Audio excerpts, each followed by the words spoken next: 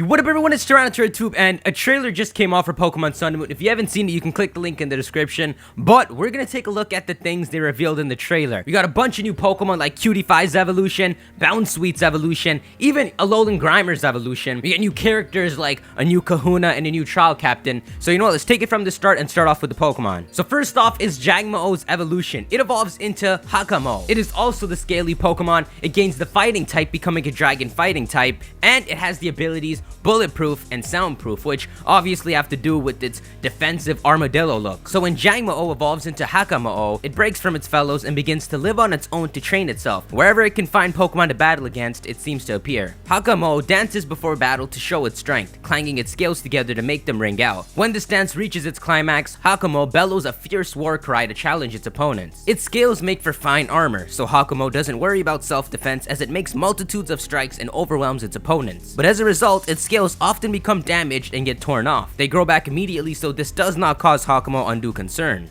Bro, you can regenerate your armor? The scales are its armor, it can regenerate that. In fact, it views the number of scales lost as proof of how ferociously it has fought, and it brandishes its bared arms in a boast of victory. That is insane. I will admit that Kommo-o is the one that looks like the one with the attitude, the one to just leave the pack, go train on its own. The final evolution though doesn't look like that. So at some point when this thing's leveled up enough, it's gonna evolve from Kommo-o to Kommo-o. It's still a dragon fighting type, it still has bulletproof and soundproof as its abilities, but it grows a lot bigger. So at the end of its harsh training, Kommo-o evolves into this overwhelmingly powerful form. It returns to the land of its birth, where it watches over the Jangmo-o from a distance. Bro, you're the Lion King, the Scaly King, the Dragon King. There's a legend that says Kommo-o is covered in glittering scales in order to drive away a great darkness covering the world. The reason these Pokemon seek out battle is to gain the power needed to defeat this darkness. When it detects something approaching, this Pokemon rings the scales on its tail to announce its presence. It has no desire to battle against weak Pokemon. Damn dude, what is this darkness? Fairy Pokemon? Kommo-o's greatest move is the uppercut. It swings its arms up from below in a punch of great skill and force, sending its foe flying into the sky. By raising its arms aloft, it can generate a powerful enough force to change the face of the surrounding landscape. So this thing is like a Tyranitar. Maybe it is the pseudo-legendary. Clanging Scales is a move that only Kommo-o can learn. It scrapes the scales covering its body against one another, attacking with a great clamor. After using this move, Kommo-o's defense is lowered. That's epic. So you use this powerful ass dragon move, and your defense is lowered. Funny enough, the only move that's like this is Hyperspace Fury, where it's a physical attack, I think it does 100, and it lowers your defense by 1 stage. Of course, only Hoopa Unbound can learn it, but in a more realistic sense, this move is more like close combat and superpower. But that's actually really cool. Clanging Scales. It's got its own signature move based off its behavior and the way it is. I don't expect a signature move for most Pokemon, but it's cool to see he gets one. So moving on, next up is Cutiefly's evolution, where it evolves into Ribombee. So yeah, Cutiefly was a bug fairy type with Honey Gather and Shield Dust as its 2 abilities, and Ribombee is just that. It's just an evolution to that, carrying the same thing over. So Ribombee collects flower nectar and pollen to make into balls known as pollen puffs. These serve as food, and what's more, they can also cause effects like paralysis or dizziness. That's cool. I can see this thing learning a move based off the pollen that would make the opponent paralyzed or confused. Ribombee may use puffs to strike their opponents during battles. Some of the pollen puffs that Ribombee make also have relaxing effects or can relieve tiredness. These are distributed around the Alola region as high-priced supplements. Dude, we're totally gonna see it, aren't we? Like freaking pollen from the store for like 200 Poké-dollars, and it's like, yeah, removes dizziness. Ribombee hate getting rained on. They're covered with fluffy hairs that hold the pollen they've gathered, and the rain makes them wet and dirty. Alolan people know that if Ribombee are busily visiting the fields of flowers, you can be sure that fair weather will continue. So you're just an annoying bee Pokemon, and you're a fairy type. You're supposed to scare the dragons? So that's cool. When you look at Ribombee though, it looks like it could maybe have another evolution, but at the same time, it does look like it could be the final evolution. I guess this guy really is like your Butterfree for the game. You put like Butterfree and Beedrill together. But anyways, moving on to Bounsweet's evolution. Bounsweet was this weird, just pure grass type Pokemon, and it evolves into Steenie. So you know, it starts sprouting out, it gets legs, and it gets what it likes to call hair. Steenie is the same as well. It's a pure grass type Pokemon, and its 2 abilities are Leaf Guard and Oblivious. So the calyx on Steenie's head is harder than Bounsweet, so Steenie no longer worries about being stabbed by other Pokemon. As Bounsweet, this Pokemon may have preferred to run away from others, but now Steenie and other Pokemon can play together. Upon evolving, this Pokemon's fragrance becomes even more delectable, but it gains a ton tomboy-like personality. Living together with one is quite the ordeal. As it moves around, it spins its calyx, striking nearby objects, but Tscreena couldn't care less. Tscreena unleashes combo moves using the calyx on its head and its hard legs. First, it smacks the opponents with the calyx on its head, and when the opponent flinches, it lands a whacking great kick. That usually does the trick. So I get it, your legs need to become better, right? You need some longer legs for those kicks, right? Well, that's where we get to Tsareena. Literally Tsareena. Tsareena, is that you? So it's like this. Bounsweet and Tscreena, their two abilities were Leaf Guard and Oblivious, right? Well, if you had an Oblivious Tscreena, when it evolves, it's gonna get the ability Queenly Majesty, and that is Tsareena's special ability. So, Tsareena has the nature of high-class nobility. Any Pokemon or human that approaches it with evil in mind will be punished forthwith. It even turns its fearsome glare upon its own trainer if the two of them are not fully in sync, or if its trainer orders it to use a move that'll be ineffective. Man, that is nobility. Only the strongest of Tscreena are able to evolve. When this happens, the Tscreena evolves with the blessing of other Tscreena. It then uses its strength to protect the Bounsweet. So Tsareena is like the queen Pokemon, the princess Pokemon. It's like they got these ceremonies for all these Tscreena to be sitting around and for a new Tsareena to be elected. Anyway, Tsareena is a high-kicking virtuoso. It has honed these skills beyond the level it achieved as a Tscreena, and it attacks with graceful movements. At the same time, its fragrance mesmerizes its opponents, dealing them with a secondary attack. Damn, you smell good. Trop Kick is a move that only Tsareena can learn. It lowers an opponent's attack by showering it with blazing hot kicks in style similar to that originating from tropical countries. It's said that this Pokemon loses its strength if touched on the crown-like protuberance on its head. This thing's just got the pure royalty attitude. You touch it, it's pissed.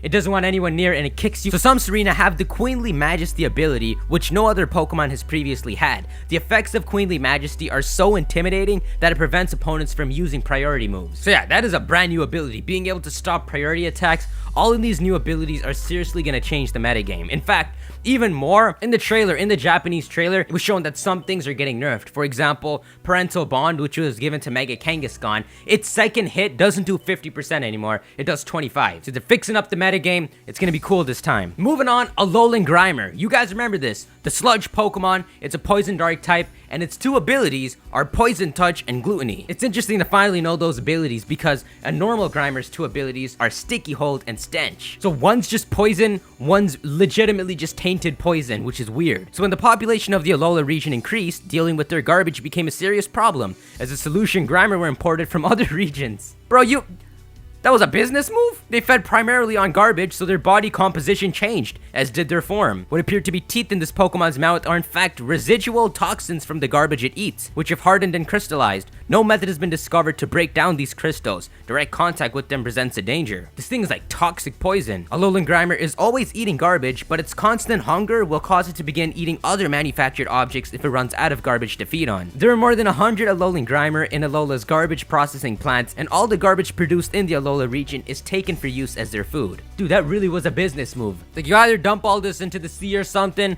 or you just hire some Grimer to turn Alolan. Like, this isn't an Alolan Grimer. This is like a genetically, toxically altered Grimer. You say it's from Alola, but this thing's just a super toxic Grimer.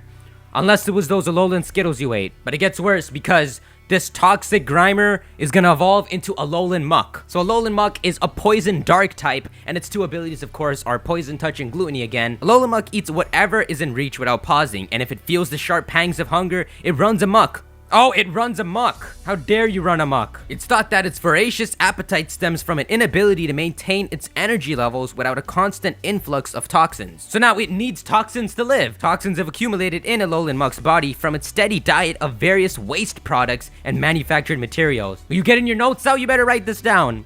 It's gonna be on the test. This accumulation has brought about a chemical change producing a new kind of toxin. It's those Alolan Skittles, man. You're beyond poison. Now I get how this thing's a dark type. Alolan Muck has the same poisonous crystals as Alolan Grimer, but they're not limited to their mouth. They extend from all over the surface of its body. Alolan Muck uses them to attack just like other Pokemon use their fangs or claws. And these highly toxic crystals are easily knocked loose, making them extraordinarily dangerous. I don't even want to know what those crystals are, okay? The Grimer and Muck in the Alola region produce and store their toxins within their bodies. So unlike the Grimer and Muck in other regions, you won't detect an unpleasant aroma when you're near one. So the difference between a normal Muck and this Muck is, a normal Muck just gets rid of its poison exteriorly. This one keeps its poison inside itself. That's why you look like the rainbow. You can take all the bad Skittles. And moving on, finally is Silvally, the evolution to type Null. It is a synthetic Pokemon, it is a pure normal type, and it's a bit taller but weighs like 40 pounds less. I bet you know where that comes from, so take a good look at it. When type Null gains a partner it can trust, it deliberately destroys the restraining device it wears. Once released from that heavy mask, the Pokemon's speed increases substantially. Freed of the restraining effects of its mask, Silvally's senses are heightened, and it reverts to its natural temperament. It has a wild nature, but it'll obey a trainer that it trusts, and to protect that trainer from danger, it will put its own life on the line. Silvally is said to be created to oppose a threat. And don't just keep it bland like that, man, say more! Because your ability is RKS system, okay? That's Arceus system. By inserting exclusive items into the drives on Silvally's head, its RKS system can be activated, causing Silvally's somatic cells to mutate and glow. The RKS system enables it to change its type, and its cells glow with different colors of light depending on this type. So Silvally's ability is called the RKS system ability, which no previous Pokemon has ever had.